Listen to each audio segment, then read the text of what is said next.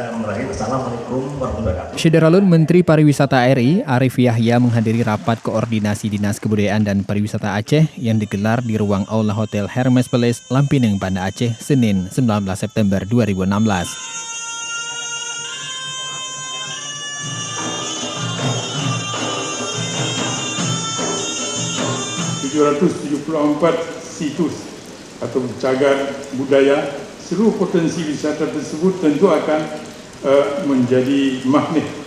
Acara yang bertema Aceh sebagai destinasi wisata halal unggulan itu dihadiri Gubernur Aceh Zaini Abdullah, Kadis Putpar Aceh Reza Fahlevi, Wali Kota Banda Aceh Iliza Saaduddin Jamal, serta turut hadir perwakilan Kepala Daerah Nusa Tenggara Barat dan Banyuwangi, Jawa Timur.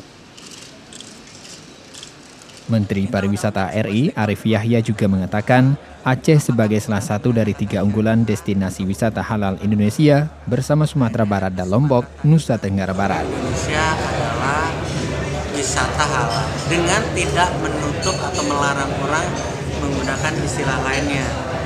Ada yang masih menggunakan istilah wisata syariah, ada yang menggunakan friendly tourism, itu boleh.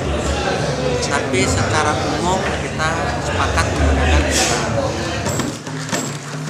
Dari Banda Aceh, Hari Mahardika, Serambi On TV.